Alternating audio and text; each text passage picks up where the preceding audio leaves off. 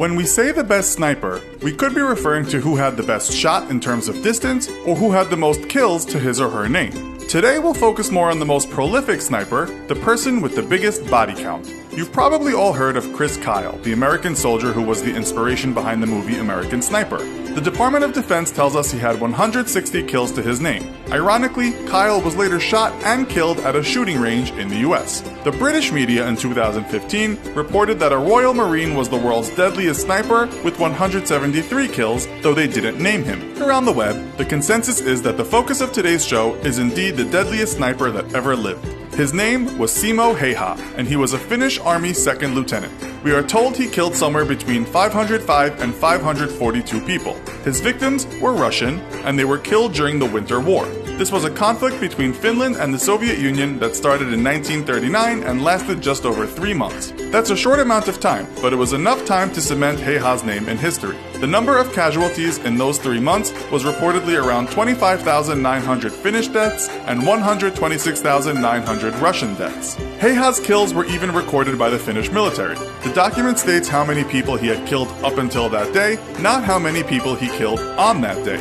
It's thought his biggest tally on one day was about 25 deaths. On December 22, 1939, the document states that he killed 138 people. On January 26, 1940, he killed 199 people. On February 17, 1940, he killed 217 people, and on March 7, 1940, he killed 259 people. That day wasn't the best day of his life, as he was very seriously wounded. He took a Red Army bullet right to the face, and that's why photos of him that circulate around the web depict a monstrous-looking man. Sorry about being so blunt, Simo. The wound didn't slow him down so much though, and he lived a long life. He was born in 1905 and lived until the ripe old age of 97, dying in 2002. But who was this man? Well, the Finnish told all kinds of stories about him, as he was the focus of a lot of propaganda. Back in those days, war heroes were an important piece of national storytelling in many countries, used to foment pride in the public and give people hope.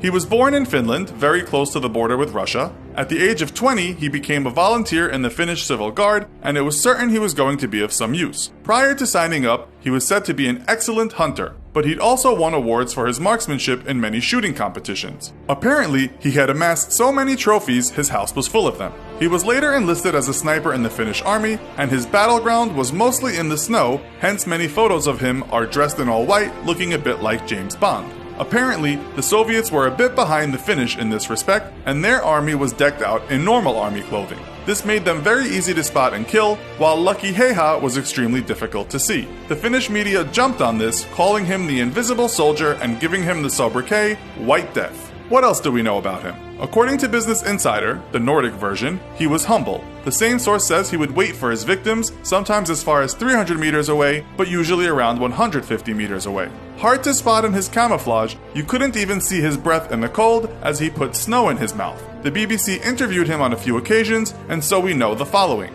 Apparently Häyhä was what we might call a Finnish hick, and enjoyed a life in the wilderness. His hobbies, according to interviews, were skiing, hunting, and shooting. The same article says that the Russians feared this man so much they once tried to kill him by just bombarding the area he was in with hails of bullets and mortar, but they missed and the White Death walked away. They once dropped an artillery shell on him too, and apparently all that happened to Häyhä was his coat got ripped and he again walked away with a minor scratch. It's said he treated his occupation as a sniper like he would hunting, once telling the press that he felt no guilt about killing. I only did my duty and what I was told to do as well as I could, he said. As for his modus operandi, the BBC writes, he also became a master of using sounds, smoke, and artillery fire to cover his movements when changing position. With maps very scarce during the war, Häyhä relied on his memory to find the best hiding positions. It's said he was always careful and even obsessive about finding the right position, making sure his gun wouldn't jam and generally setting up the place where he would be shooting from. The strange thing is, his M2830 gun didn't even have a telescopic sight. But this was the same gun that Häyhä had hunted with throughout his life, and so he was very familiar with it. It's said that as a kid he would hunt birds in the forests, and to hunt this small prey, you needed to have a remarkable shot. We are told that this is one of the reasons why hunters so often make the best snipers. You can't focus on moving targets at the army shooting range, so experience killing animals is a must. The smaller the better. The BBC writes, as a young man, he also learned to estimate the effects of wind and rain on shooting and conditions in forests. Alas, our meritorious marksman was finally hit in the face, and the shot took off much of his jaw. It's said that he spent the rest of his life in near constant pain, not to mention looking something like Sloth from the Goonies. He had 26 surgical operations, but his face would never be the same again. He would carry on hunting, however, and his eyesight was always just as good as it was during the war. His victims were never again human, and perhaps as moose was his favorite animal to kill, he wouldn't miss very often. He even did some hunting trips with one Finnish president. There is a book about him out called The White Sniper, if you want to know more. We'll leave you with a quote right from the horse's mouth. War is not a pleasant experience, but who else would protect this land unless we are willing to do it ourselves? So, have you ever shot a gun before? Do you think you have what it would take to become a professional sniper? Let us know your thoughts in the comments.